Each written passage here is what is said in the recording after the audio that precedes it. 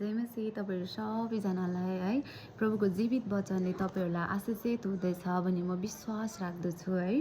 तपाईहरु कति असल मेरो साथीहरु हुनुहुन्छ है। मैले वचन भनिरहेको तपाईहरुले मलाई लाइक गरिरहेको है म खुसी लाग्छ क्या। मैले जति पोस्ट गर्छु नि भिडियोहरु त्यति मलाई खुसी लाग्छ। मलाई लाग्छ कि मेरो साथीहरुले पनि बुझ्नु हुँदैछ भन्ने खालको फिल हुन्छ क्या। त्यही भएर है म चाहिँ जति वचनहरु भन्दै जान्छु नि त्यति सुनाउनु मन पर्छ हैन। फेरि पनि मैले एउटा वचन लिएर आए है।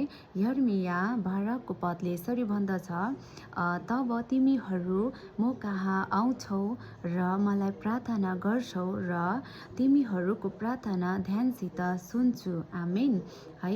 कति असल वचन अघिबाटै भन्नुहुँदैछ है।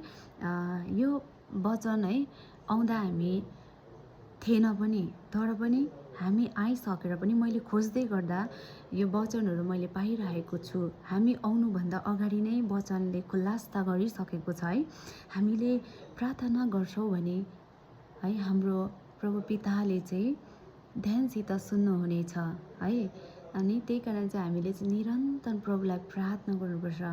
म त नि जति अब तपाईहरुलाई कतिलाई त लाग्छ होला के साह्रो प्रभुको बढी बढाइ गरेको भन्ने हुन्छ होला है। कतिजनालाई त प्लिज है मलाई चाहिँ नि जतिपल्ट भने नि त्यति मलाई खुसी अनि मेरो मनको शान्ति हुन्छ क्या।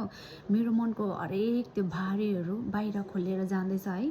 किनकि मैले प्रभुको वचन भन्दैछु, कसैलाई मैले भनेर सुनाउँदैछु भन्ने क्या मलाई खुसी लाग्छ हैन। त्यही भएर तपाईहरु सबैजनालाई थ्यांक यू सो मच है। मेरो वचन सुनिदिनु हुने, लाइक गर्नुहुने हरेकलाई प्रभुले आशीष दिएको हुन् है। Thank you.